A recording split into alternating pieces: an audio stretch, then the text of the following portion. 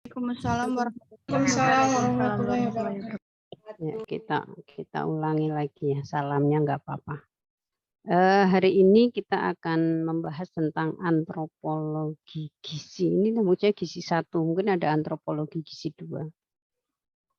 Dan topik yang akan kita bahas yaitu konsep makan menurut budaya, kemudian definisi antropologi gizi, klasifikasi makanan, distribusi makanan dalam keluarga, pentahapan manusia mendapatkan makanan. Ini yang untuk pentahapan itu kemarin sudah kita bahas ya di dinamika sosial, nih nggak usah aja.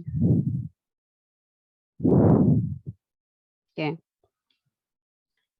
Jadi pertama adalah konsep makan menurut budaya. Jadi memang makanan itu sangat dibutuhkan oleh manusia ya untuk hidup sehat.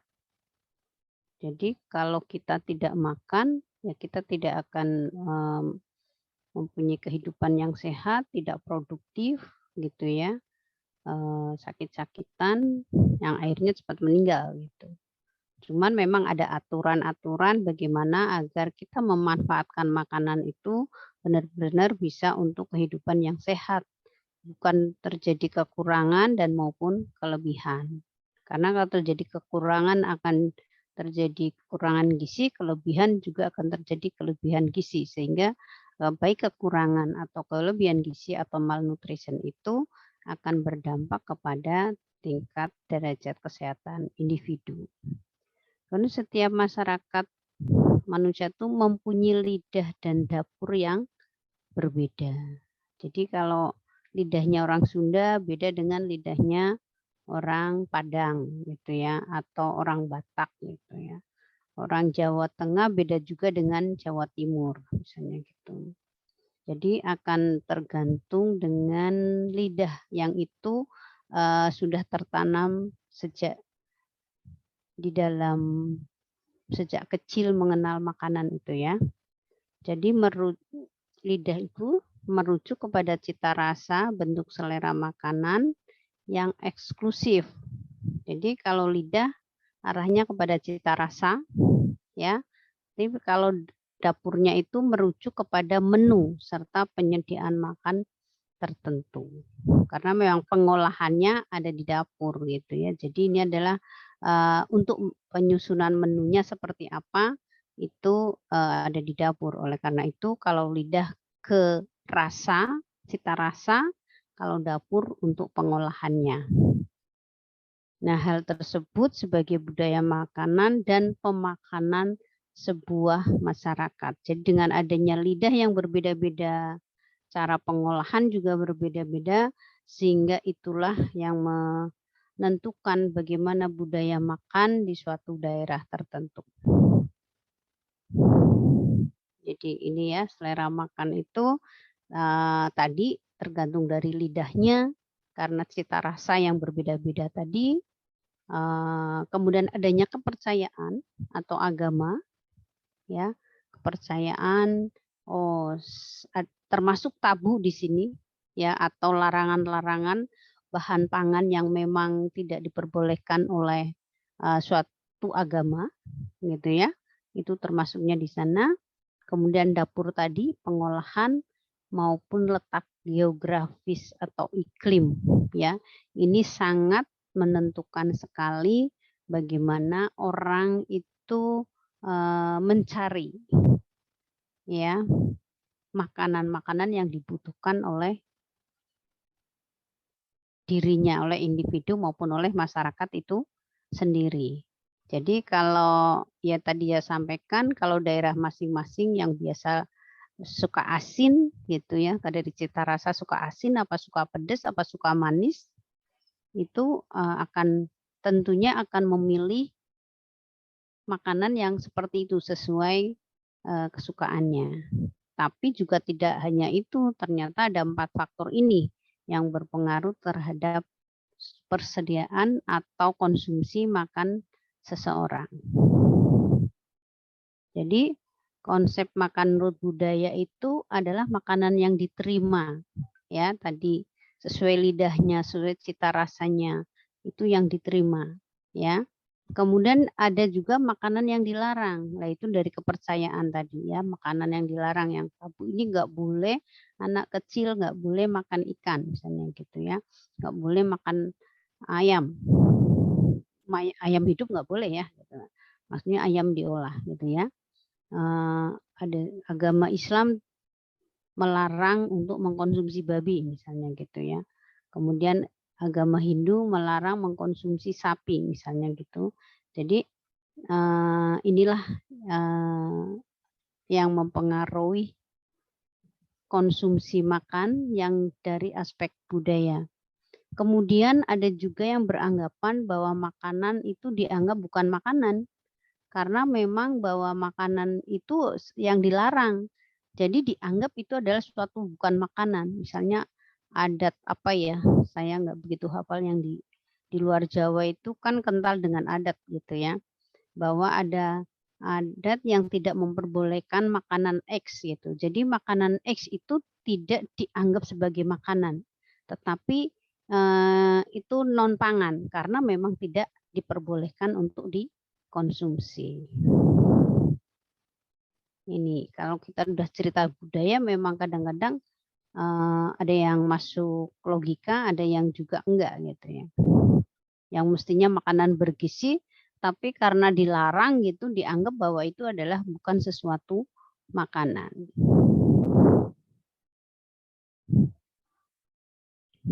Jadi makanan itu mempengaruhi dan berkaitan dengan banyak kategori budaya. Ya, tadi karena dari lidah, dari kepercayaan, dari letak geografis, itu dari dapur juga, sehingga memang akhirnya erat sekali dengan budaya. Jadi makanan yang hubungannya dengan budaya dari suatu daerah tertentu. Peranan makanan dalam kebudayaan sebagai kegiatan ekspresif ya, yang memperkuat kembali hubungan-hubungan sosial. Jadi hubungan-hubungan sosial itu nanti misalnya ada makanan yang khusus untuk tamu yang datang misalnya gitu. Itu adalah hubungan sosial. Kemudian ada sanksi-sanksi dari kepercayaan-kepercayaan dan agama, larangan makan sesuatu, larangan makan beberapa baik itu pada masyarakat secara umum atau pada kelompok masyarakat khusus, misalnya ibu hamil, anak, ibu menyusui gitu ya, remaja gitu, gadis gitu, kadang-kadang ada makanan-makanan yang memang tidak boleh dikonsumsi karena memang ada kepercayaan maupun dari segi agama. Kemudian menentukan banyak pola ekonomi ya, dari makanan juga bisa melakukan peningkatan ekonomi dan menguasai sebagian besar dari kehidupan sehari-hari. Jadi kalau memang ada sesuatu makanan yang melambung tinggi harganya, itu pemerintah itu langsung turun tangan. Misalnya karena itu berpengaruh terhadap kehidupan sehari-hari.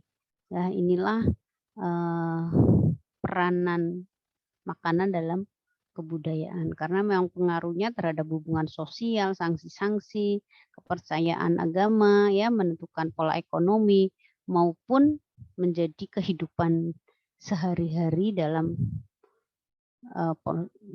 koridor yang cukup besar pengaruhnya.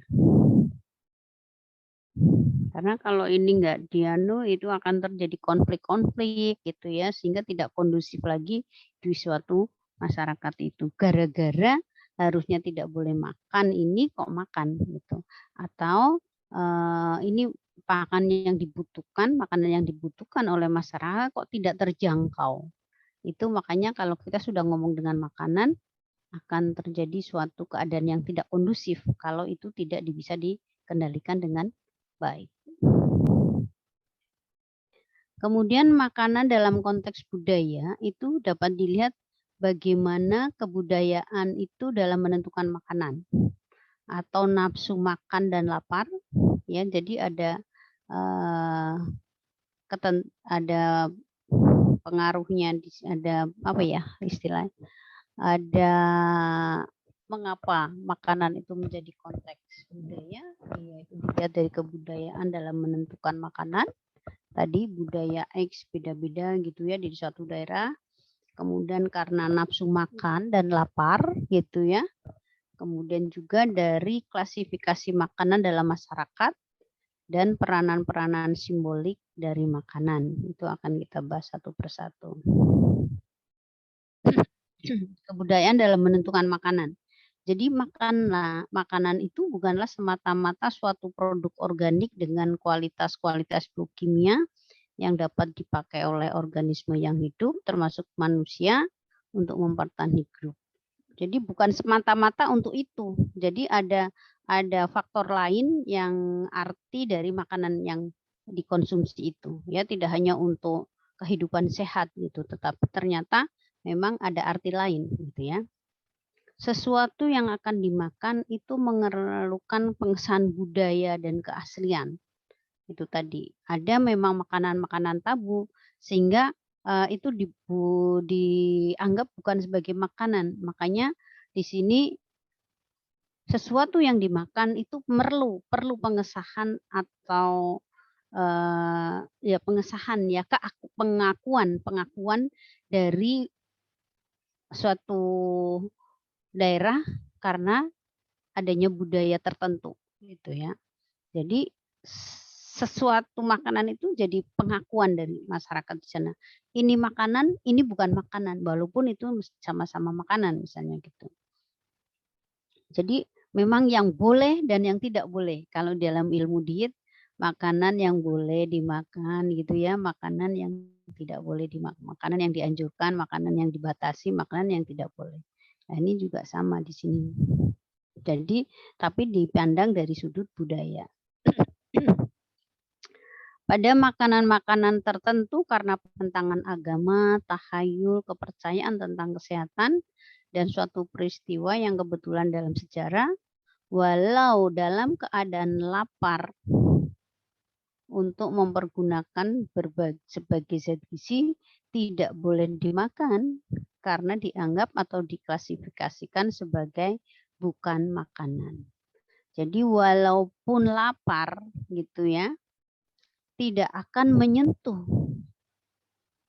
makanan yang memang dipercaya itu melanggar adat istiadat atau melanggar agama atau yang memang dipercayai oleh masyarakat tertentu. Yang tadi saya sampaikan bahwa itu bukan makanan. Jadi walaupun lapar ya itu tidak akan dimakan gitu. Jadi yang akhirnya kalau memang banyak tabunya bahwa ternyata itu makanan yang bergizi, itu akibatnya bisa pada malnutrition gitu ya. Oleh karena itu memang kita sebagai seorang ahli gizi nantinya itu harus benar mempertimbangkan budaya dari masyarakat yang akan kita beri edukasi itu, apakah memang ada makanan-makanan yang dilarang gitu ya, yang dianggap sebagai bukan makanan. Nah, itu harus dipelajari oleh kita untuk bisa menyesuaikan bagaimana kita memberikan edukasi yang tepat, tetapi tentunya dapat diterima oleh masyarakat kita gitu ya. Karena memang gitu kenyataannya seperti itu ya. Daerah ada orang Kalimantan ini, ada nggak? Ada Ibu. Kira-kira ada ini nggak Mbak? Ada makanan tabu di sana? Yang Anda tahu aja sih. Karena anak-anak sekarang kan kadang-kadang nggak tahu juga. Daerah mana Mbak? Misalnya kayak pedalaman-pedalaman gitu itu. Dayak. Makan kucing sih Bu. Yang nggak boleh apa yang boleh? Yang nggak boleh. Boleh. Oh, kucing. Oh, kucing boleh ya? Iya. Terus ada lagi yang tabu misalnya? Saya tahunya itu aja sih Bu. Oh gitu ya. Ya. Suku Dayak ya. Ternyata masih ya kalau kucing sih memang ini ya nggak apa-apa sih ya. Karena memang tapi secara secara kebiasaan atau yang sering dikonsumsi memang kalau kucing sih malah jarang dikonsumsi ya oleh khalayak ramai gitu kan. Kalau dari suku Dayak tidak malah boleh makan kucing ya itu memang kepercayaannya. Berarti itu dianggap makanan ya, bukan makanan gitu ya, karena itu kucing boleh dimakan. Tapi berarti dipelihara kemudian disembelih gitu ya Mbak? Kurang tahu sih Ibu kalau Kurang tahu ya. itu biasanya yang masih yang dalam-dalam gitu loh Ibu. Kayak jauh-jauh Oh dari iya, pusat kota gitu. mungkin Sampai anu ya hanya dibakar gitu mungkin ya, iya. yang anak-anak suku dalam gitu. Ada lagi nggak? Silakan dari daerah-daerah yang lain. Ibu, tempat saya ada Kalimantan juga, tapi bukannya suku Dayaknya. Kalau ini ikan patin, Bu, nggak boleh dimakan, katanya itu nenek moyang. Ikan patin nggak boleh ya. Nah, itu berarti dianggap bahwa ikan patin itu bukan makanan.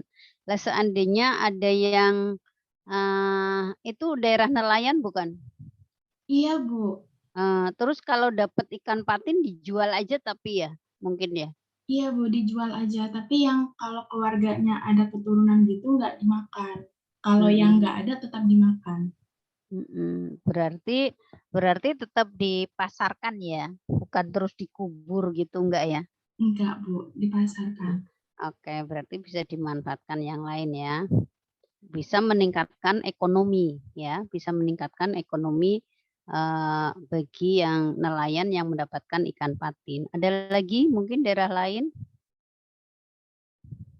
Berarti ikan patin dianggap bukan makanan. Ada yang lain? Suku Jawa coba. Kadang-kadang suku Jawa juga masih ada kok. Ada yang tahu di Jawa? Kudus, Bu. Oh, Nggak boleh Kudus. makan sapi. Kudus ya. Itu sama dengan yang orang Hindu ya, Mbak ya. Orang Kudus. Makanya kalau kurban itu kurbannya kerbau ya, Mbak. Iya, Bu. Sapinya dijual ke yang lain ya. Kayaknya ada soto kerbau gitu ya di sana ya di Kudus ya. Tapi kalau soto Kudus pakainya ayam apa ada yang daging, Mbak? Ada yang daging kayak, Bu. Tapi memang anu ya karena sudah semakin maju pendidikannya, ada beberapa kelompok masyarakat yang masih nggak mau makan sapi ya, tapi masih ada juga yang sudah mau makan sapi gitu ya Mbak, mau makan daging sapi maksudnya. Oke. Kemudian makanan adalah konsep budaya, yaitu suatu zat yang dianggap sesuai atau diterima bagi kebutuhan gizi kita. Jadi, ini memang tepat gitu ya. Jadi, itu juga merupakan budaya. Jadi sedemikian kuat kepercayaan mengenai apa yang dianggap makanan dan bukan makanan, sehingga sangat sukar untuk meyakinkan orang menyesuaikan makanan tradisional mereka demi kepentingan gizi yang baik. Contoh tadi ikan patin. Padahal ikan patin itu kan tentunya makanan yang bergizi ya. Itu sumber protein kan kalau ikan patin ya, protein hewani. Dan itu tepat untuk pertumbuhan gitu ya. Tetapi karena itu adat istiadat, kepercayaan di salah satu tempat itu tadi, makanya ikan patin disebut sebagai bukan makanan. Nah, kalau kita akan merubah pengetahuan, sikap ya maupun perilaku yang akhirnya ke perilaku nanti untuk bisa mengkonsumsi ikan patin itu memang sesuatu yang tidak gampang. Ya, akan sulit sekali karena memang udah kepercayaannya.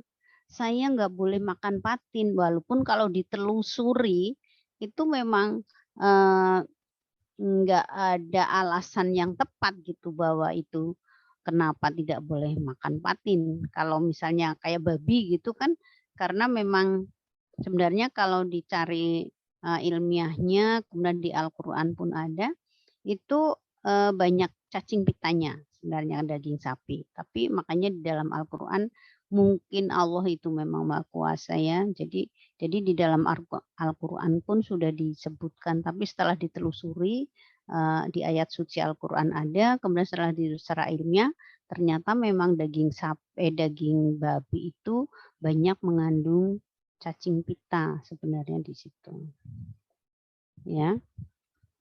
Nah, itu akan sulit sekali kalau memang itu sebenarnya makanan yang bergizi, yang baik, tapi, dianggap sebagai sesuatu makanan yang dilarang atau disebut bukan makanan, akhirnya nanti menganggap bahwa kalau dia menerjang aturan itu bisa, terjadi masalah gitu ya. "Oh, nanti anakmu gini loh," misalnya gitu. "Oh, nanti anu loh, kamu bisa seperti ini loh," dan sebagainya itu.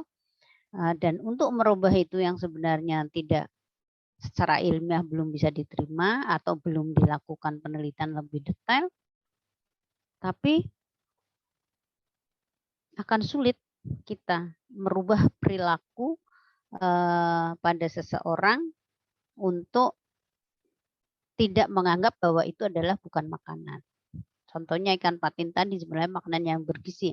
Kemarin waktu diskusi dengan orang NTB juga gitu, NTT apa NTB saya lupa, yang tidak boleh makan ikan, ayam gitu ya, nggak boleh makan ayam, padahal itu adalah ayam suatu makanan yang bergizi.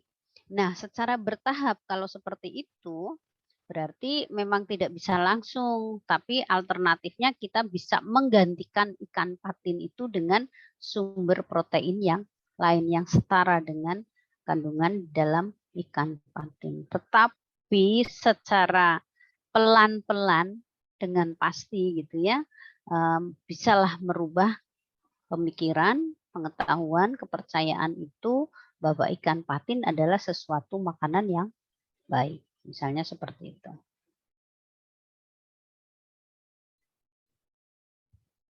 Jadi kita tuh mengenal variasi makanan yang sangat banyak untuk disantap karena memang adanya multi etnik tadi ya, dari kepercayaan-kepercayaan, kemudian juga ada sistem produksi makanan yang berlimpah ruah.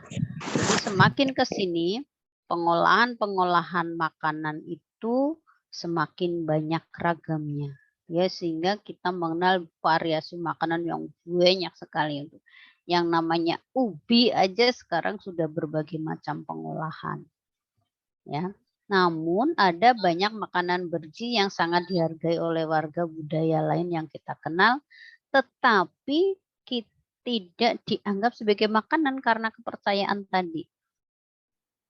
Ya, jadi walaupun pengolahan makannya sudah berbagai macam cara yang bisa dilakukan, tapi karena itu dianggap sebagai suatu makanan, ya tidak akan. Ya, walaupun itu juga makanan yang bergizi. Jadi mungkin saja makanan dari segi gizi dapat diterima, dapat digolongkan sebagai makanan, tetapi tidak dianggap bahwa makanan itu tidak dianggap bahwa itu adalah sesuatu makanan karena ada larangan. Contohnya tadi ikan patin tadi. Ya, jadi sebenarnya itu makanan yang bergizi, kayak ayam itu makanan yang bergizi, daun kelor itu juga sumber sayur-sayuran yang bergizi gitu ya. Tetapi karena itu kepercayaannya itu bukan makanan, ya tidak bisa dikonsumsi gitu ya, tidak bisa dikonsumsi. Nah itu yang tadi saya sampaikan bahwa kita pelan-pelan gitu bisa ini sebenarnya merubah perilaku masyarakat yang memang menganggap makanan bergizi itu sebenarnya bukan makanan. Atau ya alternatifnya dulu, itu nggak ada ayam ya nggak apa-apalah pakai telur gitu misalnya seperti itu. Tapi sebenarnya untuk keanekaragaman pangan bisa juga sih harus disampaikan sebenarnya ya melalui edukasi-edukasi. Kemudian kita beralih kepada antropologi gizi. Jadi apa sih antropologi gizi? Antropologi gizi adalah merupakan disiplin ilmu tentang gizi dan antropologi, yaitu yang memperhatikan gejala-gejala antropologi yang mengganggu status gizi manusia. Makanya kadang-kadang itu awalnya ada antropologi gizi itu karena memang kita lihat di dunia itu banyak terjadi masalah gizi buruk gitu ya. Dan ternyata untuk penanganannya itu tidak bisa lepas dari sosial budaya, psikologisnya masyarakat di sana. Suruh makan ikan patin misalnya gitu ya. Tetapi ikan patin itu justru dianggap sebagai bukan makanan gitu ya.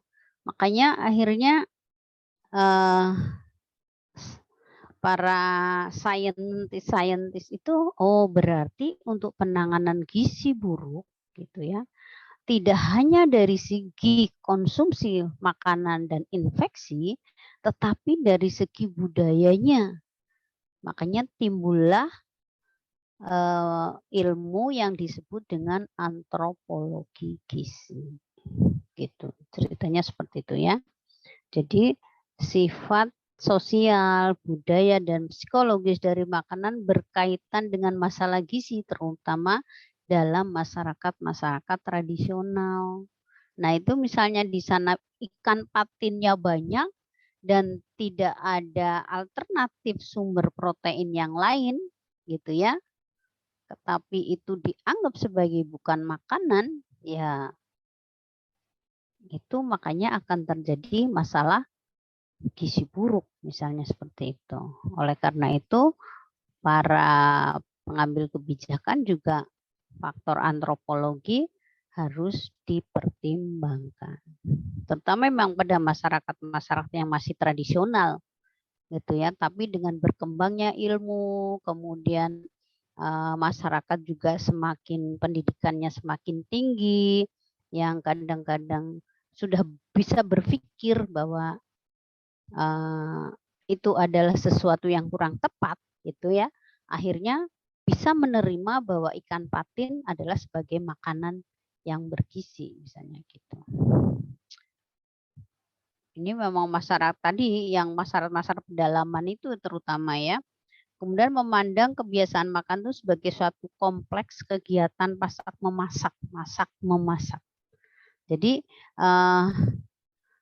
kebiasaan makan itu dianggap sebagai suatu kegiatan masak-memasak, kemudian masalah kesukaan dan ketidaksukaan, ya, kearifan rakyat, kepercayaan-kepercayaan, pantangan-pantangan, tahayul-tahayul yang berkaitan dengan produksi, persiapan, dan konsumsi makanan. Jadi kepercayaan-kepercayaan pantangan ini tidak hanya bentuk pangannya, tapi mulai dari produksinya, mulai persiapannya, dan sampai ke konsumsi makannya. Ya, inilah yang disebut dengan antropologi gizi. Ini ya, para ahli antropolog memandang kebiasaan makan dari kegiatan masak-memasak, kesukaan dan ketidakkesukaan, kearifan rakyat, tahayul, pantangan-pantangan, dan kepercayaan-percayaan. Nah, ini akan berpengaruh terhadap persiapan produksi konsum. Persiapannya, produksinya maupun konsumsinya. Kalau memang di sana dianggap bukan makanan, ya tidak akan diproduksi gitu ya.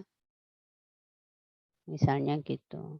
Kalau di sana ternyata memang makanan yang sumber pangan yang baik yang belum diberdayakan dengan baik, misalnya pangan lokal, berarti ada kearifan rakyat di sana, berarti akan diproduksi dengan lebih banyak. Misalnya seperti itu. Nah, inilah yang beberapa faktor yang mempengaruhi adanya produksi maupun konsumsi dari segi antropologi.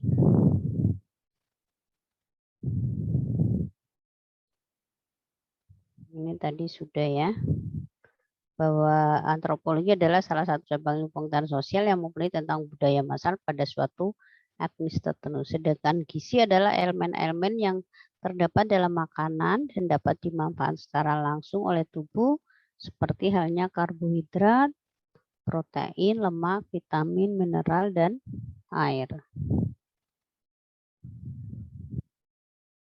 Kalau antropologi gizi masyarakat, suatu ilmu yang mempelajari faktor-faktor antropologi yang dapat mempengaruhi gizi masyarakat, ya, atau suatu ilmu yang mempelajari budaya-budaya makan atau konsumsi suatu etnis tertentu dalam memenuhi gizinya. Tadi sudah kita bahas beberapa sebagian bahwa ada kepercayaan-kepercayaan masyarakat tertentu yang menganggap suatu makanan itu menjadi tabu, gitu ya. Jadi itu juga akan berpengaruh terhadap perbaikan gizi. Kalau makanan itu tidak ada alternatifnya, itu akan dampaknya terhadap malnutrition cukup tinggi, gitu ya. Sehingga memang kita harus mempelajari itu. Budaya di sana seperti apa? Kepercayaan-kepercayaan di sana seperti apa? Ya, ada pantangan apa saja yang ada di suatu daerah? Kemudian kita lihat juga ketersediaannya, apakah memang cukup banyak atau memang tidak ada. Gitu. Kemudian juga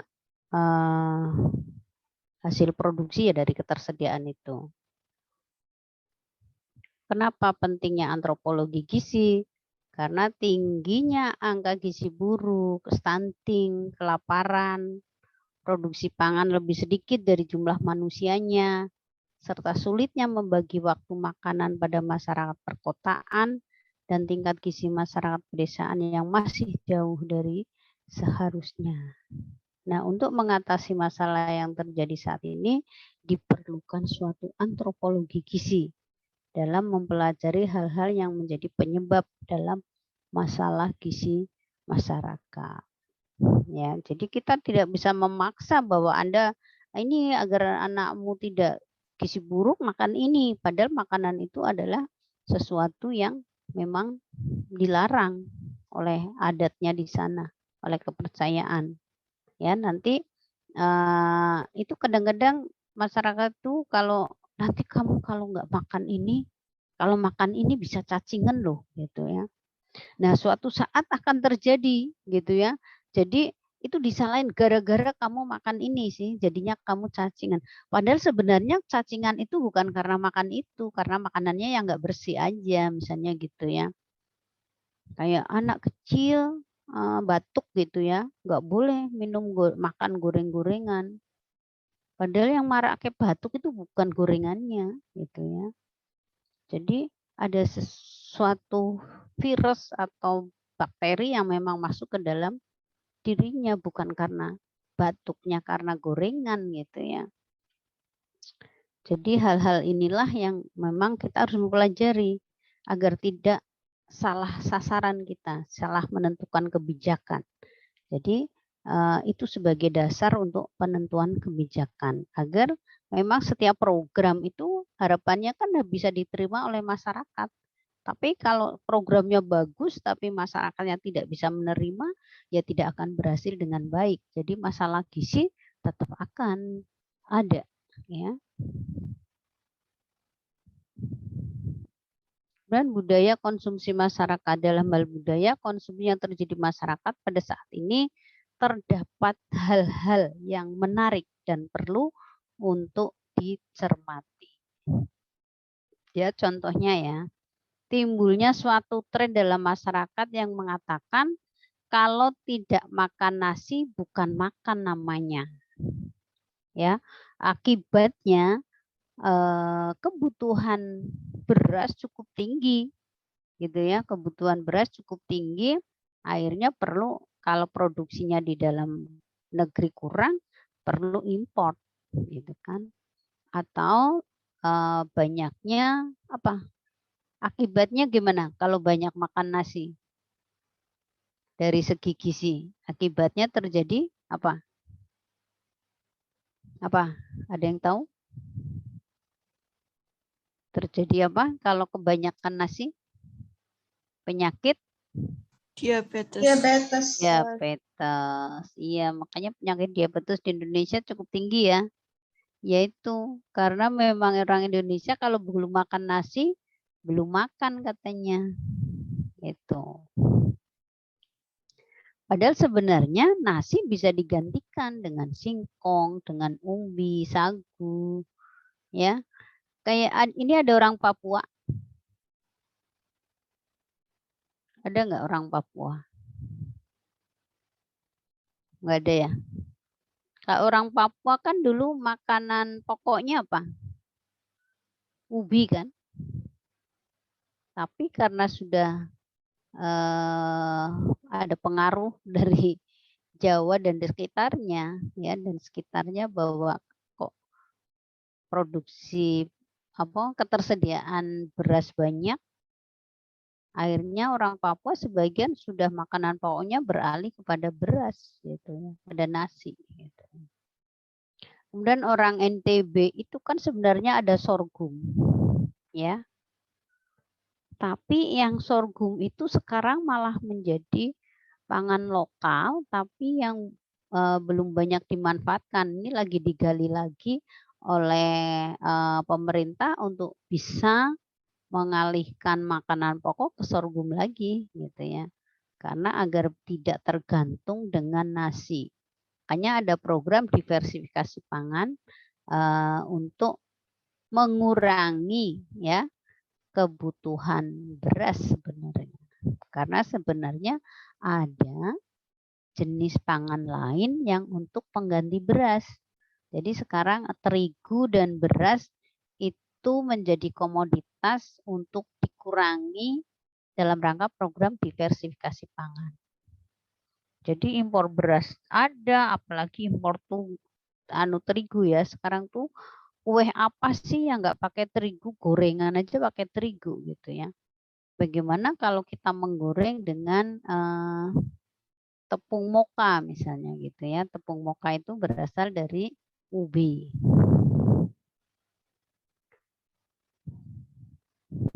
Jadi inilah budaya-budaya masyarakat. Contohnya itu tadi, kalau tidak makan nasi bukan makan namanya. Kalau orang Palembang kalau belum makan empek-empek belum makan ya. Ada orang Palembang di sini? Ada nggak? Kalau belum makan empek-empek belum makan katanya. Karena memang itu sudah dari lidahnya dari awal gitu ya. Cita rasa empek-empek harus selalu ada di dalam konsumsi orang Palembang. Kalau kita empek-empek, kalau orang Jawa empek-empek itu sebagai makanan selingan, ya, sebagai makanan selingan, tapi bukan menjadi makanan pokok. Kalau orang Padang makanan selingannya apa? Orang Padang. Kalau Padang kan terkenal rendangnya ya. Rendang kan untuk lauk aja gitu. Kemudian selain ekonomi,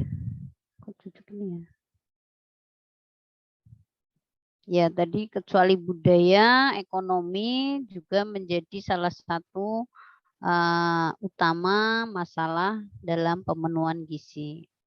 Kemudian seperti rendahnya pengetahuan pada masyarakat tentang apa-apa saja makanan yang perlu dikonsumsi dalam pemenuhan gizi mereka, sehingga prinsip makan asal kenyang sebenarnya tidak lagi harus menjadi kebiasaan masyarakat.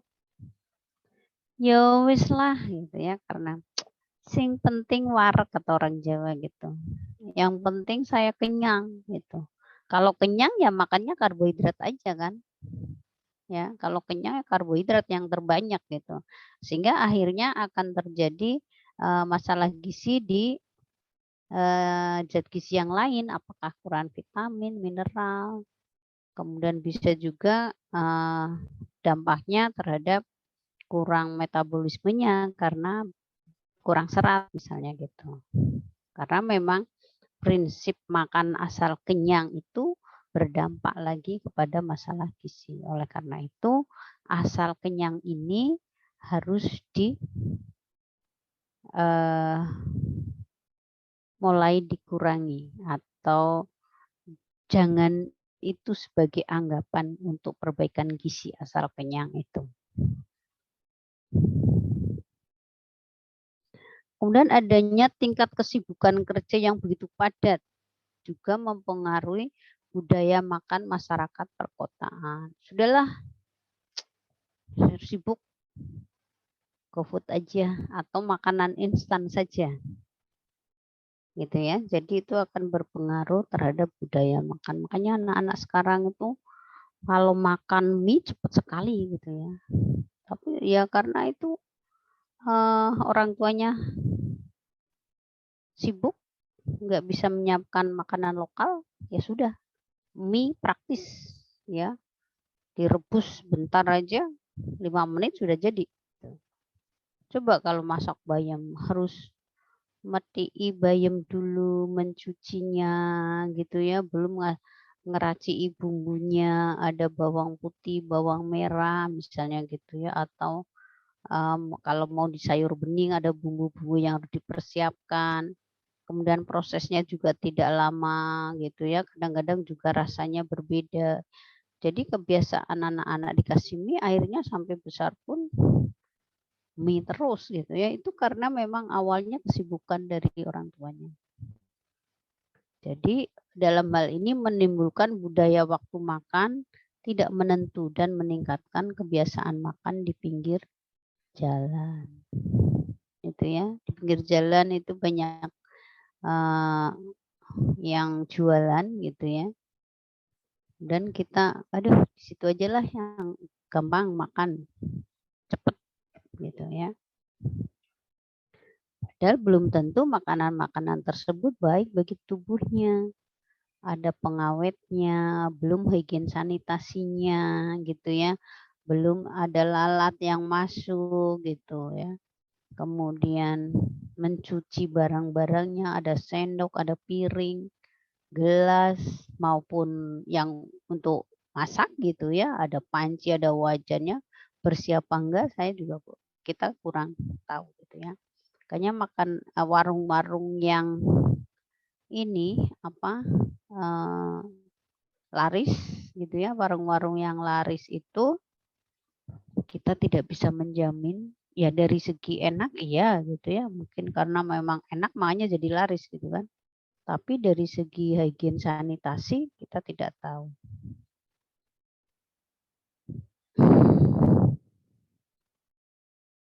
Asif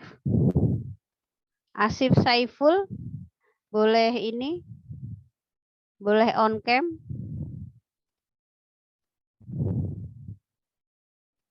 Asif Saiful boleh on cam.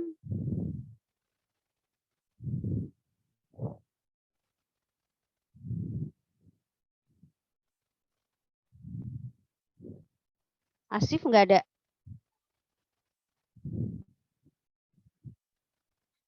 Kemana? Tadi ada yang muncul kucingnya. Kita lagi cerita kucing tadi orang Dayak, akhirnya munculnya kucingnya profil dia. Mana Asif?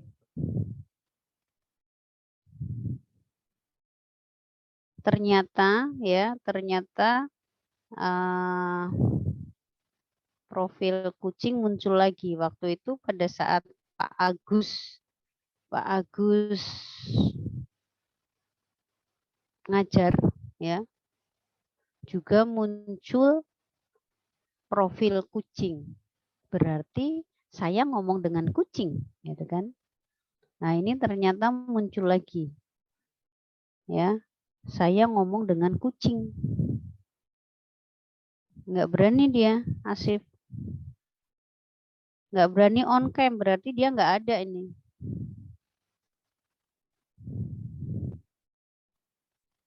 Aura Aprilia ada?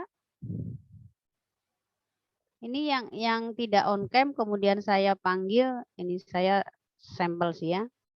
Saya panggil kemudian nggak muncul on cam, berarti saya anggap nggak ikut kuliah ya. Aprilia mana Aprilia?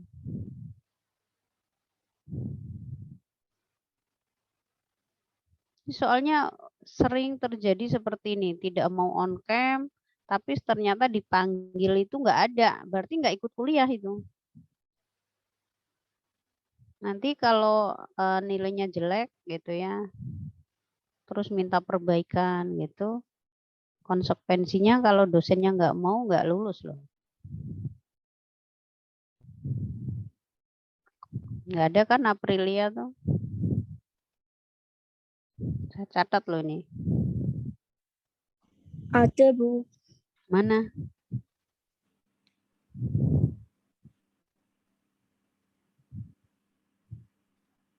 Mana Aprilia?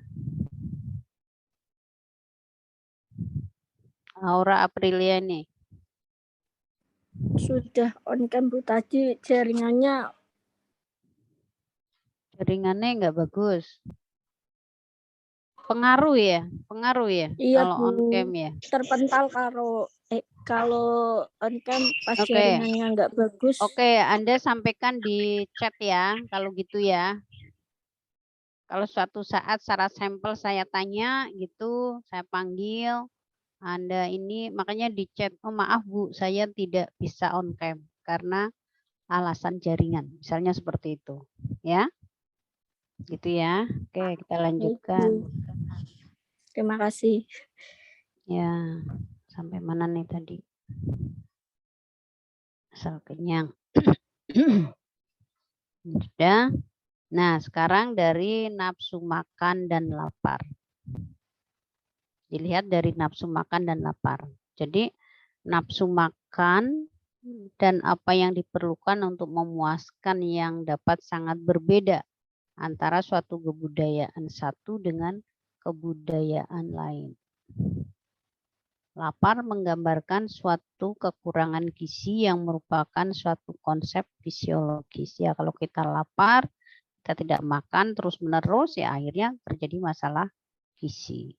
Ya, makanya kalau di suatu daerah terjadi kelaparan gitu, ya akibatnya banyak terjadi masalah gizi. Oleh karena itu kita mengenal ada food balance sheet atau neraca bahan makan itu sebagai dasar bahwa apakah ketersediaan pangan di suatu negara, di suatu daerah itu tercukupi ya untuk sesuai dengan jumlah penduduk yang ada. Itu pemerintah punya data itu. Ya, pemerintah punya data itu. Nah, kalau memang ternyata ketersediaan pangannya tidak cukup, ya harus mengupayakan dalam jangka pendek pasti import lah gitu ya.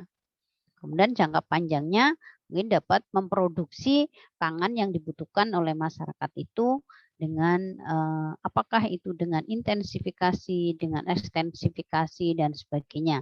Yang tentunya program-program itu harus mengacu kepada budaya setempat. Gitu. Ya. Sehingga dari ketersediaan tidak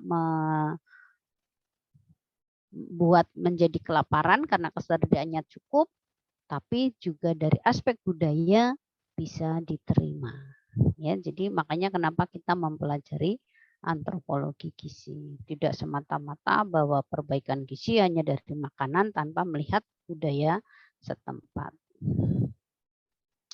Kemudian misalnya orang Jawa mengaku belum makan sekalipun sudah makan roti atau jagung kayak tadi ya, yang disebut yang tadi bahwa kalau belum makan nasi dianggap belum makan. Ya. Jadi seroti itu sebagai selingan misalnya gitu ya. Kentang juga sebagai selingan. Kalau dia porsinya cukup banyak, akibatnya akan terjadi obes. Gitu ya. Jadi kalau kita nggak sempat makan nasi, sudah adanya roti ya sudah makan itu dianggap sebagai makan sarapan misalnya gitu ya. Jangan, wah ini tadi saya belum makan loh, baru makan roti gitu kan. Ya tinggal rotinya berapa gitu kan. Gitu ya, kalau sudah sesuai kebutuhan sepertiganya gitu misalnya, paling nggak sepertiganya ya itu dianggap sudah makan sebenarnya gitu. Kita orang gizi harus seperti itu. Ya. Tapi lagi-lagi dari budaya atau dari nafsu makan gitu ya. Waduh, kalau makan roti dianggap belum makan, makanlah gitu ya. Akhirnya terjadilah penumpukan lemak karena kebanyakan karbohidrat. Sedang kita banyak kuliahnya dengan duduk seperti ini gitu ya. Kemudian klasifikasi makanan dalam masyarakat. Jadi dalam setiap masyarakat itu diklasifikasikan dengan bervariasi dan berbeda-beda sesuai dengan kebudayaannya. Ya, ada berdasarkan waktu makan, berdasarkan status atau prestis ya. Kemudian menurut jenis pertemuan, misalnya pertemuan sosial, usia, keadaan sakit dan sehat, ya, atau menurut nilai-nilai simbolis dan ritual dan lain-lainnya. Jadi menganggap beberapa masyarakat kita ada beberapa klasifikasi dalam makanan. Nanti kita lihat contohnya. Misalnya ini hasil penelitian Klaser dan Degif menemukan bahwa untuk rakyat kecil kulit putih dan hitam itu makanan berwarna terang itu lebih prestis daripada makanan yang berwarna gelap, misalnya gitu ya. Kepilihan di kalangan luas terhadap beras putih giling, misalnya sebenarnya gizinya kurang baik karena sudah banyak vitamin B-nya yang hilang, ya, dibandingkan yang coklat tidak giling. Tapi kalau dia makan beras yang putih, nilai prestisnya tinggi. Kamu orang nggak punya sih, makanya kamu pakainya beras yang masih agak kecoklatan gitu. Padahal dari segi gizi sebenarnya lebih bagus yang itu. Jadi ada nilai prestis dari beberapa makanan ya. Kalau orang kaya prestisnya makan apa? Kalau orang tidak kaya gitu ya, yang kurang kaya itu menganggap ini makanan, atau kita menganggap bahwa suatu makanan itu sebagai ini makanan orang kaya, ini makanan orang miskin, misalnya seperti itu. Ada contoh nggak di beberapa daerah Anda misalnya yang mempunyai nilai prestis? Oh, ini makanan orang kaya, ini makanan orang miskin gitu, ada? Ada nggak contohnya?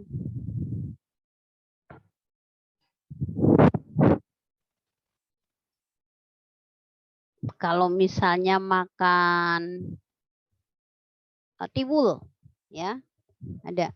Oh, tiwul itu adalah makanan orang miskin gitu. Kalau orang kaya makannya ya beras. Gitu. Itu juga prestis. Ya.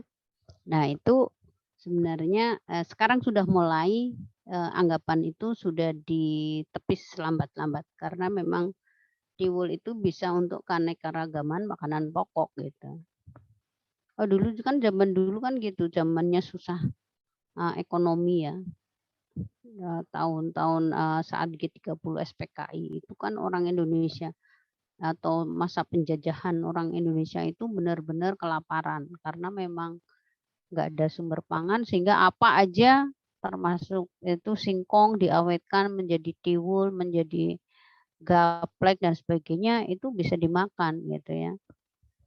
Dan itu terutama memang untuk orang-orang miskin gitu ya. Kalau orang penjajahnya kayak Belanda gitu kan makannya roti gitu ya. Jadi kalau makan roti dianggap sebagai orang yang kaya gitu ya, punya prestis tinggi gitu. Kemudian peranan-peranan simbolik dalam makanan ya. Selain merupakan makanan hal yang pokok dalam hidup, makanan penting juga sebagai pergaulan sosial ya. Makanan dapat dimanipulasi secara simbolis untuk menyatakan persepsi terhadap hubungan antara individu-individu dan kelompok atau dalam kelompok untuk meramalkan bagaimana kehidupan sosial terjadi. Jadi ini adalah simbol-simbol ya, mempunyai simbol-simbol dalam kehidupan manusia. Yaitu pertama, makanan sebagai ungkapan ikatan sosial ya. Kemudian makanan sebagai ungkapan dari kesetiakawanan kelompok. Kemudian makanan hubungannya dengan stres, simbolisme makanan dalam bahasa. Nanti kita bahas satu persatu. Ya, makanan sebagai ungkapan sosial. Jadi menawarkan makanan dan minum-minuman sering dianggap menawarkan kasih sayang atau perhatian atau persahabatan. Jadi menerima makanan yang ditawarkan adalah mengakui adanya ungkapan kasih sayang. Jadi kalau Anda dikasih makan ditolak, itu berarti menganggap Anda bukan temannya, gitu, bukan sahabatnya, gitu. Jadi Anda menolak untuk kehidupan kasih sayang atau persahabatan, gitu ya. Jadi ada beberapa makanan yang memang dianggap itu sebagai ikatan sosial atau ya bentuk apapun kalau ada tamu atau ada teman baik, ada teman dikasih makan itu adalah menawarkan kasih sayang atau persahabatan. Jadi makanya kalau dikasih makan jangan nolak gitu ya. Itu karena tanda persahabatan, tanda perhatian, tanda kasih sayang. Kalau enggak ada kasih sayang kan ngapain saya ngasih makanan pada orang yang saya benci misalnya gitu. Ya. Jadi makanan itu sebagai ungkapan ikatan sosial. Kemudian mengajak makan malam ya, dapat diartikan sebagai perhatian khusus gitu. Paling kalau malam minggu ya, Anda itu kan malam minggu gitu diajak pacarnya gitu, "Ayo kita makan bareng yuk," misalnya gitu. Itu sebagai ungkapan kasih sayang, persahabatan, dan perhatian ya, saling menghormati dan sebagainya gitu. Tapi tentunya memang cara menawarkannya itu gimana. Kalau dengan kekerasan ya kita nggak usah lah gitu. "Nyoh ki," misalnya gitu ya. Berarti tapi kadang-kadang memang itu bahasa anak muda ya atau sebaya gitu, tidak terlalu menggunakan bahasa yang halus gitu ya, tapi karena itu memang, persahabatannya melalui itu jadi nggak merasa bahwa itu adalah menyakiti, itu bisa aja terjadi. Jadi kita menganggap makanan itu sebagai ikatan sosial. Nah, makanan sebagai ungkapan dari kesetiakawanan kelompok. Jadi beberapa jenis makanan yang berfungsi sebagai makanan untuk mempersatukan kelompok. Ya, misalnya kelompok suku bangsa dan kelompok usia di Amerika memiliki makanan yang bagi mereka berfungsi sebagai lambang identitas atau soul food untuk orang kulit hitam. Makanan dari jagung di daerah Amerika Barat Daya untuk masyarakat Chicago, dan makanan sehat, makanan alamiah, serta mikrobiotik untuk banyak orang muda. Jadi ini makanan itu dianggap sebagai kesetiakawanan kelompok. Misalnya domba di negara-negara Arab, tuak pohon pulma di Afrika Barat, minuman teh dan sake dari Jepang, ikan lokal diacar dengan jeruk, dan sebagainya. Ini ada beberapa daerah yang memang pada suatu kelompok itu misalnya ada pesta nih, ada pesta. Kalau pesta itu harus ada tuaknya misalnya gitu ya. Terus harus tidak boleh ada ketinggalan domba misalnya gitu ya, pesta-pesta itu seperti itu. Atau kita ada pertemuan apa gitu ya, pertemuan pertemuan remaja misalnya ya, kalau zaman sekarang mungkin pertemuan remaja, bahwa ada identitas makanan ini sebagai suatu kesetiakawanan kelompok. Itu memang muncul di daerah-daerah tertentu ya. Kemudian makanan dan stres. Jadi makanan manusia yang dapat merupakan pencerminan identitas. Ya. Memberi rasa ketentraman dalam keadaan-keadaan yang menyebabkan stres. Jadi kalau stres, dia makan apa, itu akan stresnya akan hilang gitu. Ya. Itu bisa menjadi ada hubungannya antara makanan dan stres. Ya. Kita merasa aman di saat kita jauh dari tempat tinggal bila kita bisa makan makanan kebiasaan kita yang kita bawa sebagai bekal. Misalnya Anda kos nih, Anda orang Kalimantan, makanan khasnya apa? Makanan dalam bahasa ya. Jadi, dasar Anda semangat tempe gitu ya. Dulu tempe itu makanan bergizi loh. Sekarang bisa bisa menjawab seperti itu ya. Kemudian ini contoh-contoh. Ya, ada lagi yang barangkali ada yang bahasa sekarang anak-anak yang menyimpulkan dari makanan apa kira-kira? Ada? Ada yang tahu? Gusti, kira-kira apa Gus? Atau yang lainnya? Apa? Anak-anak muda sekarang itu kadang-kadang banyak ini loh. Banyak slogan-slogan atau tagline gitu ya. Kalau yang hubungannya dengan makanan apa kecuali yang ini?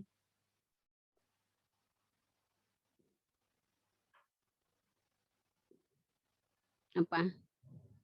Ada yang ini bisa memberikan masukan?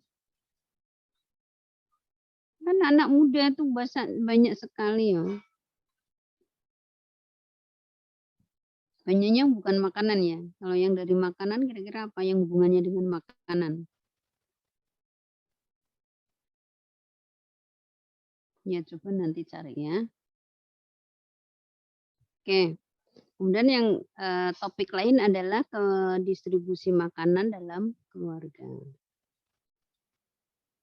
Distribusi makanan dan kebiasaan makan dari masyarakat dipengaruhi oleh konsumsi pangan, oleh ideologi pangan, preferensi dan sosial budaya setempat. Ya, ini menurut Suharjo. Prof. Suharjo itu waktu itu dosen saya, sekarang kayaknya udah meninggal deh.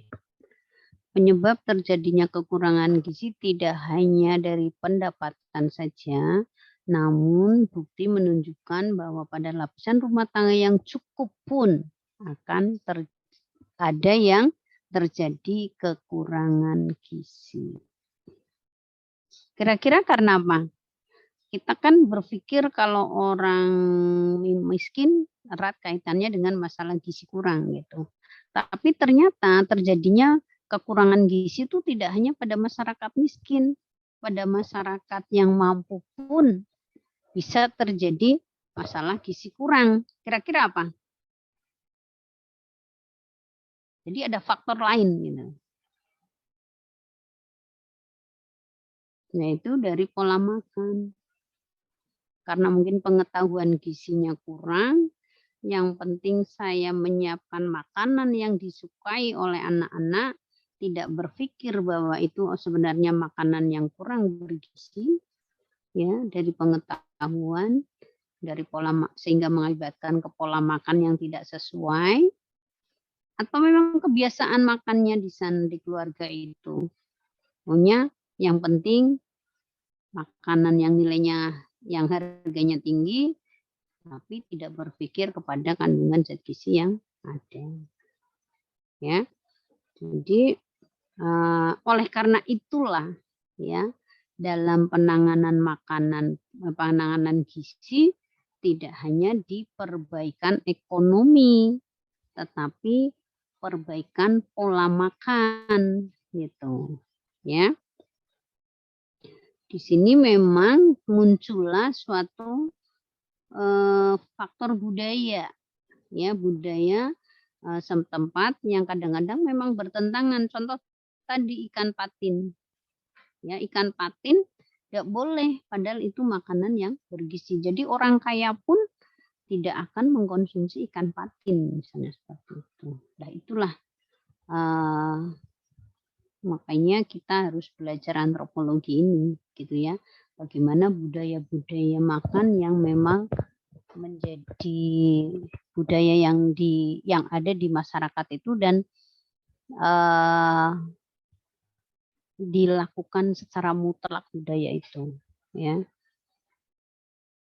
Tapi harapan kita dengan perubahan-perubahan pendidikan, peningkatan pendidikan, wawasan, sekarang media-media banyak itu terus orang sudah mulai berpikir bahwa tidak semua yang dilarang itu ternyata berakibat pada buruk gitu ya.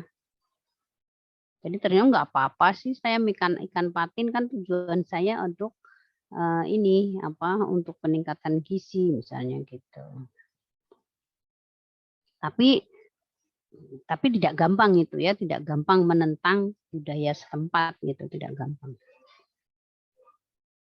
Kemudian di dalam masalah di mana peran kelompok kerabat, klien dominan, kontrol sosial termasuk dalam hal makanan pokok dilakukan pada tingkat kelompok kerabat. Jadi kelompok kerabat ini juga berperan, gitu ya. Misalnya Anda tadinya nggak suka cabai, tapi ternyata kelompoknya itu suka cabai, akhirnya Anda bertahap gitu ya, mau makan cabai. Terus misalnya saya tadinya tuh di Semarang, sebelum di Semarang tuh nggak mengenal mangut ya opo toh gitu kan ya. Setelah di Semarang lama-lama saya doyan mangut gitu, malah suka gitu kan. Jadi memang itu pengaruh ya kelompok-kelompok sosial yang ada di masyarakat di sekitar kita. Jadi keputusan dalam hal pola makan itu sangat dipengaruhi oleh stratifikasi sosial masyarakat. Misalnya perbedaan pola makan antara golongan rumah tangga mampu dan kurang mampu. Ya, itu memang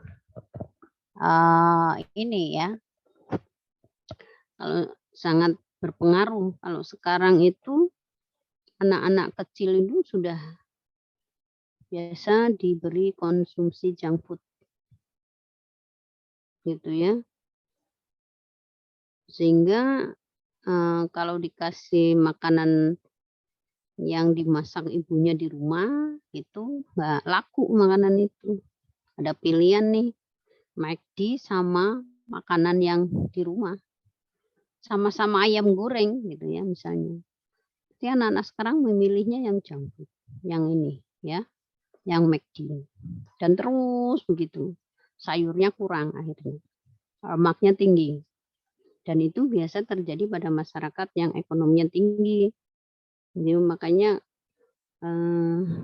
kalau yang ekonominya menengah jaranglah makan McD gitu ya. Tapi kalau orang yang ekonominya menengah ke atas, frekuensi makanan junk food lebih besar gitu ya. Kalau liburan itu ya di McD, di KFC liburan itu yang di mall-mall wadah. Cari kursi aja antri itu. Tapi kadang-kadang saya sih berpikir ini aja ya. Kecuali itu dari segi ekonomi berpikir, oh ternyata Indonesia ya nggak miskin-miskin banget ya. Rumah makan itu coba kalau kita liburan jalan-jalan ke mall yang di situ banyak makanan di sana ya, resto-resto di sana banyak, semua penuh baik itu makanan tradisional maupun makanan western maupun makanan apa itu penuh semua. Jadi ternyata ekonomi kita bagus sih sebenarnya, nyatanya begitu dibuka peluang sekarang sudah dianggap tidak COVID lagi ya, tidak pandemi lagi, sebagian sekarang kebebasan untuk masyarakat bisa mobilitas masyarakat semakin longgar, itu ternyata tempat-tempat resto-resto semakin banyak yang berkunjung gitu. Dan itu menunjukkan bahwa memang ada suatu pertumbuhan ekonomi sebenarnya, ya. Itu. Tapi kan ada beberapa yang dampak dari pandemi kemarin itu saya lihat di Matahari Simpang 5 itu banyak konter-konter yang tutup ya, belum ramai. Jadi ada dampak juga, tapi sekarang dengan adanya keleluasaan mobilitas sudah semakin meningkatkan ekonomi rakyat. Jadi aspek sosial budaya seperti pilihan dan selera makan, kepercayaan terhadap apa yang boleh dan tidak boleh makan, pendirian dan sikap terhadap makanan dan hubungannya dengan kondisi kesehatan dan peranan ritual sudah ditanamkan kepada seseorang sejak dini di masa anak-anak. Jadi memang pengaruh konsum selera makan pada kita itu ternyata tertanam sejak anak-anak. Jadi makanya tergantung sekali dengan kebiasaan dari keluarga itu sendiri untuk memberikan jenis pangan kepada anaknya. Gitu ya, kayak anak saya itu jarang saya kasih cabai, sampai sekarang dewasa itu tidak begitu senang cabai gitu. Ya. Jadi memang itu tergantung dari kebiasaan pada saat anak-anak, gitu ya. Oleh karena itu kebiasaan pangan dan gizi hanya dapat dipahami dalam keseluruhan konteks budaya dari suatu masyarakat.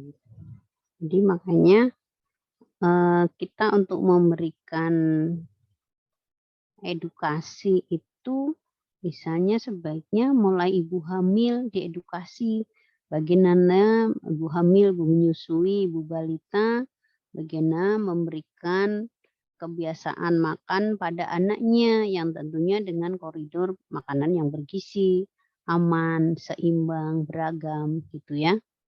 Jadi itu akan menjadi kebiasaan yang nantinya akan terbawa sampai dewasa gitu.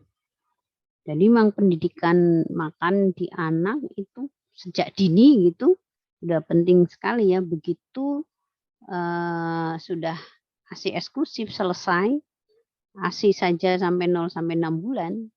Begitu 6 bulan itu sudah diperkenalkan makanan yang beraneka ragam sebenarnya. Walaupun teksturnya masih lembut sekali karena itu perubahan dari tadinya cair ke padat, ya, karena memang ususnya bayi itu juga masih lemah. Oleh karena itu pergantian dari cair ke padat itu tekstur untuk 6 bulan sampai 8 bulan tentunya masih lembut dibandingkan yang umur 9 bulan sampai 12 bulan. Jadi kalau 9 bulan sampai 12 bulan itu sudah agak kasar atau dicincang, tapi pada umur 6 bulan ke bawah sampai 6 sampai 8 itu misalnya di blender gitu ya. Kalau sekarang di blender, kalau dulu saya tidak di blender. Saya saring ya. Saya saring dengan saringan santan. Itu juga sudah lembut itu. Ya, jadi kalau wah saya nggak punya blender gitu, ya pakai saringan santan, manusia punya akal gitu ya. Dan itu mudah mulai makanan yang beraneka ragam dan berganti-ganti gitu. Karena memang tidak ada satu makanan pun yang dapat memenuhi zat gizi kecuali ASI untuk bayi umur 0 sampai 6 bulan. Begitu 6 bulan ASI tok sudah tidak cukup sehingga perlu makanan pendamping ASI. Nah, itu dari segi tekstur bertahap juga, kemudian juga sudah mulai diperkenalkan makanan-makanan yang beraneka ragam. Beraneka ragam, ganti-ganti setiap harinya, sehingga tidak terjadi kebosanan dan kita melatih agar mereka mengenal berbagai macam jenis bahan pangan. Gitu. Kemudian pola pengambilan keputusan berdasar gender spesifik khususnya di antara suami istri dalam menentukan pola konsumsi keluarga. Ini menurut Pujiwati Sayogyo ya, bahwa pengambilan keputusan itu untuk menentukan jenis pangan yang dimakan itu juga di antara suami dan istri menentukan pola konsumsinya itu ya. Jadi gejala pembagian makan yang tidak seimbang di dalam rumah tangga yang didukung oleh budaya bahwa distribusikan di zaman oleh ibu pertama adalah untuk ayah, kemudian untuk anak, dan terakhir baru untuk ibu. Jadi budaya-budaya seperti ini yang harus kita perbaiki karena memang akhirnya dampaknya adalah banyak ibu hamil ya, ibu menyusui itu yang tentunya membutuhkan zat gizi yang lebih banyak, tapi karena budaya mendahulukan bapaknya, makanya banyak terjadi ibu hamil, ibu menyusui yang kekurangan gizi. Jadi sekarang kita balik. Kelompok rawan gizi yaitu ibu hamil, ibu menyusui, balita, ya, baduta, balita itu harus diutamakan makan yang bergizinya. Jadi bapaknya ya cakarnya misalnya gitu ya. Dagingnya untuk ibu hamilnya gitu. Kalau memang itu kemudian misalnya ada telur. Telurnya terbatas ya diutamakan telurnya untuk anaknya apa untuk ibunya yang lagi hamil gitu ya. Dan budaya itu tetap masih ada gitu ya sehingga kenapa wanita itu cenderung lebih resiko terjadi kekurangan gizi lebih banyak dibandingkan laki-laki. Akhirnya apa? Tumbuh kembangnya terhambat, kemudian kognitifnya juga beda antara laki-laki dan perempuan saat itu ya. Kalau sekarang sudah mulai semakin baik pembagian makanan di dalam keluarga itu sendiri. Lainnya dalam perbaikan gizi sasaran utama untuk peningkatan pengetahuan dan perubahan perilaku yang mendukung perbaikan adalah ibu-ibu rumah tangga. Kenapa? Karena ibu rumah tangga itu perannya kuat dalam penanganan atau pengelolaan makanan. Gitu ya. Untuk menyusun menu, menyajikan, mendistribusikan atau membagi makanan. Jadi ibunya itu dengan pengetahuan gizi yang baik, kemudian ini untuk anak yang makanan yang lebih bergizi, untuk bapaknya yang misalnya santan-santan itu lebih baik untuk anak, yang bapaknya jangan santan-santan gitu. Misalnya seperti itu. Kemudian untuk makanan misalnya ikan, pembagian ikan ya ini yang banyak dagingnya untuk anaknya lah. Bapaknya ekornya aja deh sama kepalanya doang misalnya gitu. Ya. Jadi tetap harus mengutamakan pada kelompok yang rawan gizi.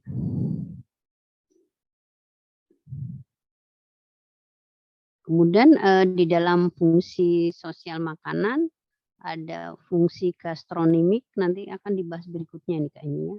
Makanan sebagai arti budaya, makanan sebagai fungsi religi, simbol kekuasaan dan kekuatan, menggambarkan status ekonomi, dan fungsi komunikasi yang tadi sebagian sudah kita bahas sih sebenarnya ya. Kalau gastronomi, makanan dikonsumsi hanya untuk memenuhi kebutuhan perut dan kesenangan pribadi. Pokoknya saya kalau lapar makan yang enak. Ya, biar kita mendapat kepuasan misalnya gitu, kesenangan pribadi. Tidak memikirkan itu bahaya atau tidak, ya itu berpengaruh terhadap gizi atau tidak. Yang penting saya makan dan puas gitu. Cuman kalau sebagai arti budaya ya tadi kita sudah bahas banyak. Misalnya ada makanan-makanan khas tertentu di daerah. Misalnya nih di Jogja khasnya adalah gudeg gitu ya. Bapeda, makanan khas Papua. Nasi liwet, makanan khas Sunda itu, dan daerah-daerah yang lain masih banyak ya yang makanan itu mempunyai arti suatu budaya. Sekarang ini dikembangkan loh ya, dikembangkan,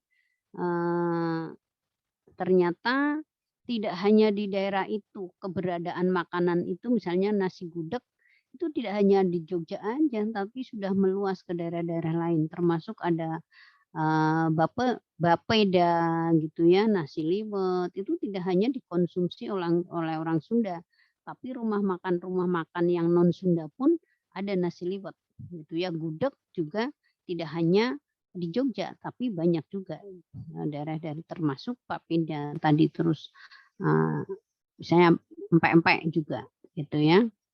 Empek-empek itu juga ternyata di daerah banyak. Waktu itu saya ke Jambi juga ada empek-empek gitu ya. Sini loh, Jambi yang terkenal empek-empeknya di sini gitu ya. Waktu saya ke Jambi waktu itu.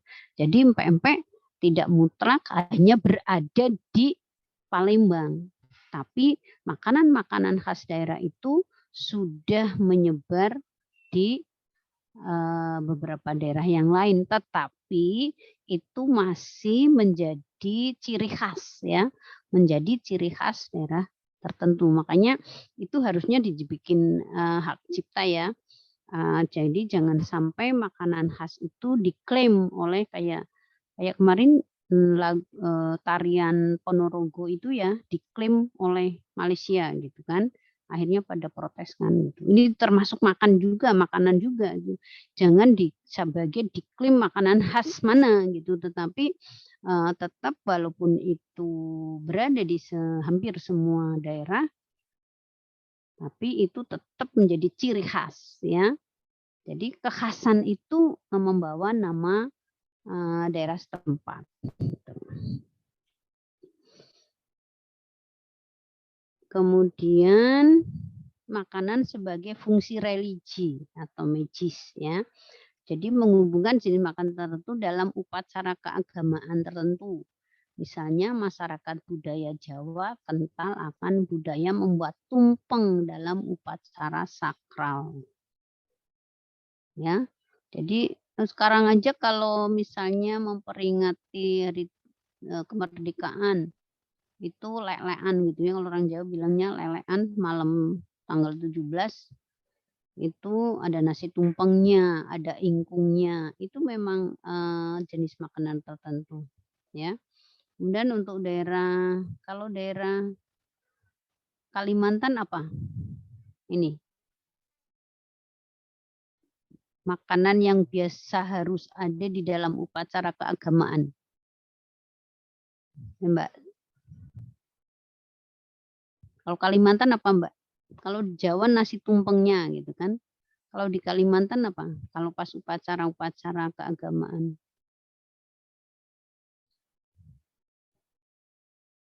Ada enggak? Enggak ada. Kalau Dian orang mana Dian? Dian Febrianti orang mana? Dian? Dian Febrianti orang mana? Orang Batang, Bu. Batang. Kalau Iya. Batang apa? Ciri apa ya, Bu? Itu apa? Yang apa Mas jenis apa? Batang. Megono. Iya. Ya lebih ke Pekalongan sih kalau Megononya Oh. itu, Bu. Oh, Biasanya. Pekalongan toh, Megono toh, bukan Batang toh. Iya. Itu kan kalau ada ini upacara-upacara nggak ketinggalan Megononya ya? Iya, Bu, pasti ada Megononya. Kalau Batang apa ya? Apa ya? Kurang itu juga sih, Bu. Emping katanya. Megono lah paling, Bu. Oh, sama ya Pekalongan Iya. Batang itu Megono. Misalnya seperti itu, ya. Jadi kalau bikin kayak nasi tumpeng ada Megononya pasti ya? Iya, ada juga, Bu. Karena memang itu ciri khas. Saya kalau ke sana cari Megononya di Fatima. Iya, Bu. Ya, oke. Kemudian fungsi komunikasi. Ya, jadi menjalin keakraban dengan tetangga, sahabat, atau keluarga. Jadi makan digunakan sebagai alat untuk mempererat hubungan kerabatan mereka. Ya, Tapi sekarang kadang-kadang ini ya, kalau mengundang misalnya akan hajatan nih, kemudian undangannya berupa makanan, ya kan? Makanan itu sebagai undangan, itu berkomunikasi bahwa Anda diharapkan datang di hari ini, gitu kan. Jadi tapi sekarang dengan adanya, yang lebih modern hanya undangan kertas gitu ya. Tapi masih di beberapa daerah itu undangannya berupa kasih makanan gitu ya. Kalau orang Banyumas sih apa kunjungan gitu ya. Jadi ngasih, makanan biasanya ada nasi, ada sayur, ada lauk gitu, dikasihkan kepada kerabatnya, tetangganya, sahabatnya, atau sesepuh gitu ya. Itu sebagai, undangan bahwa akan mengadakan hajatan tanggal sekian misalnya gitu. Sebagai fungsi komunikasi. Contohnya seperti itu. Kemudian menggambarkan status ekonomi. Jadi jenis makanan yang hanya boleh dimakan oleh kaum sosialita atau orang kaya saja, misalnya gitu. Wah ini atau ketika kelihatan bahwa oh itu kalau makanan itu tuh makanannya orang kaya loh itu misalnya gitu, ya. Itu berarti menggambarkan status ekonomi. Kalau orang miskin nggak makan itu. Kalau yang makan itu berarti dia orang kaya. Gitu. Berarti menggambarkan status ekonomi. Kemudian simbol kekuasaan dan kekuatan. Misalnya Indonesia mayoritas penduduknya konsumsi beras. Sehingga ketersediaan beras di negaranya mampu mengindikasikan bahwa Indonesia memiliki kekuatan dalam memenuhi kebutuhan pangan penduduknya. Jadi simbol kekuasaan atau kekuatan. Ya, contohnya ini Indonesia konsumsi berasnya cukup tinggi. Jadi mengindikasikan bahwa Indonesia itu mampu untuk ketersediaan beras gitu ya. Jadi inilah yang kita bahas hari ini. Ada pertanyaan silakan tentang antropologi gizi. Jadi erat kaitannya dengan budaya, ya, erat kaitannya dengan budaya. Kemudian kepercayaan-kepercayaan yang ada, takhayul-takhayul, ya, pantangan-pantangan, kemudian nilai-nilai itu tadi, ya, yang dilakukan simbol-simbol beberapa, dan nilai ekonomi, simbol kekerabatan, dan sebagainya, itu dibahas di dalam materi ini. Ada pertanyaan?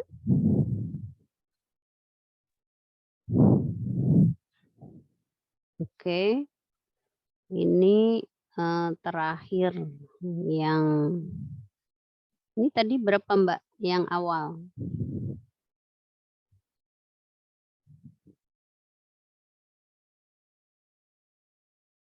Waktu jam 9.50 berapa Mbak?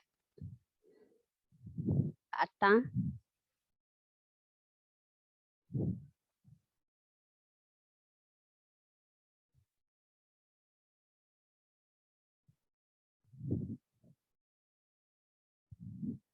Ya, pokoknya saya Bu tadi. Hah? Yang awal. Iya, yang awal berapa? 106. 106. Kemudian sekarang 140.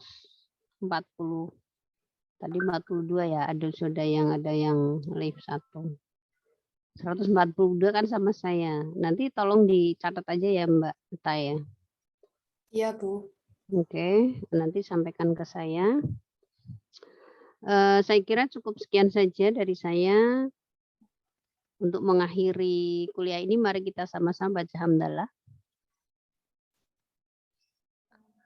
Alhamdulillahirrahmanirrahim. Taufiq walhidayah. Wassalamualaikum warahmatullahi wabarakatuh.